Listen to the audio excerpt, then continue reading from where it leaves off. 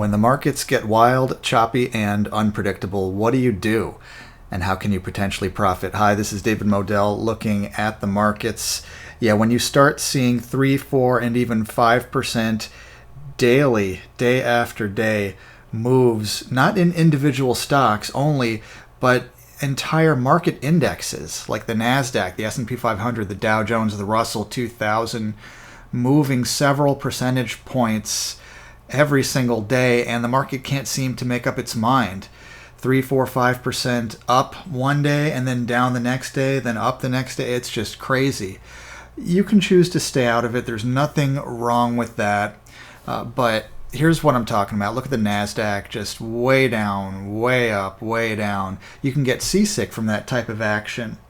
Now, some people on social media and financial media will tell you that this is the precursor to a recession or a market crash. It's the big one. You can believe them if you want to. You can just hoard cash, but the dollar is crumbling pretty quickly. So you have to own things that will increase in value just to retain your value. If you just hold cash, you're going to lose a lot of value pretty quickly over time. So you can do that if you want to. Make your own decisions. Do your own due diligence always. But for me, I like to do my research and find out what is trading cheaply and just hold on to it and ignore the daily moves. For example, this is finviz.com. This is Citigroup stock. C, huge company. I can't imagine Citigroup stock is just going to go to zero. I mean, there are no guarantees. Anything could happen, right? Look at what happened to Blockbuster Video and Radio Shack and Kmart, things like that, right? So you never know what's going to happen, even to big companies. But if you believe that Citigroup stock is not going to go to zero, it crashed. Okay. And it has huge candles, huge daily, these are daily candles. Huge daily price moves, but that's okay. I'm going to look at not only the chart, but also the PE ratio of 6. A 6 PE ratio.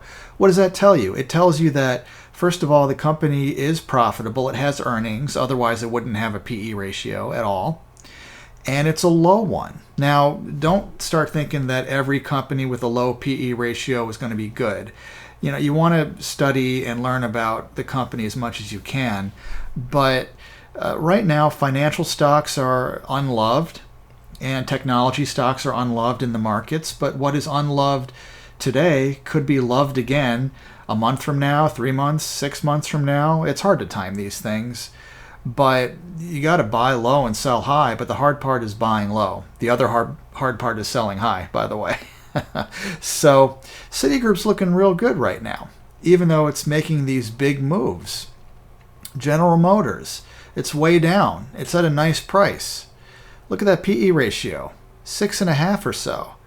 Wow. And you don't get that every day with General Motors. Ford is also looking good. You might want to check that one out as well. I didn't put it up there because I had GM already. I'm just going to give you a few examples of what I'm looking for in these crazy choppy markets. I'm going to ignore the daily noise and focus on big companies. They don't all have to be big. There are small companies that are great as well, and medium-sized ones too. But I'm going to focus on great companies that I think are going to be around for a long time and that are way down and are trading cheaply. Okay, 18 PE ratio for Netflix. That's pretty good. Not bad. And Starbucks, which is in the NASDAQ. Not everybody knows that.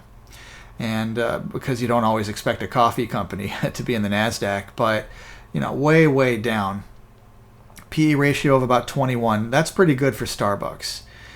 When the price goes down, then the valuations go down. And you can let that scare you, or you can jump in.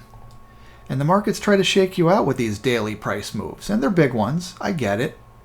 But, for every huge red candle, somewhere there's going to be a huge green one as well. Big red candle, big green candle. And so when you least expect it, these things tend to come back up eventually. If they're great companies, no guarantees, not always. Alcoa, aluminum company, a big one. AA stock. Alcoa's PE ratio, 17. That's quite good. Not too bad. Got to be careful with those commodity stocks, though. They are big movers, but lately a lot of stocks have been big movers. Zoom Video, ZM.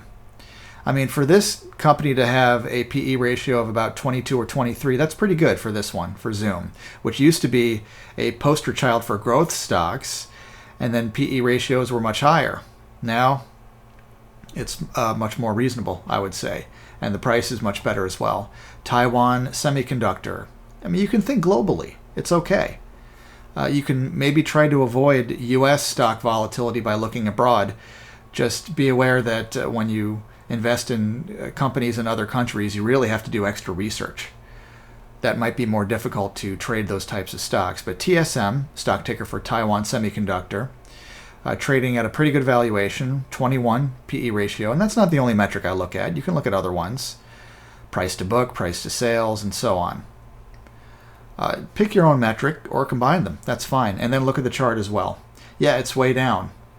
But I'm not afraid of that because today's laggards can be tomorrow's leaders a lot of the time. And the world is not going to stop needing semiconductors, microchips, that's for sure. All right, so are you going to get shaken out, or are you going to do what value investors do, which is buy when others are selling? It's hard to do emotionally, but that's what I do. All right, so pick your favorite stocks and research the heck out of them. That is the key to success long term, not necessarily in the short term. These stocks can all go down more, but if you scale in, have an exit strategy, and research before you buy, it's a great way to go. All right, my name's David Modell. Hopefully this provided some inspiration and motivation for you. So thanks a lot. More videos are coming soon.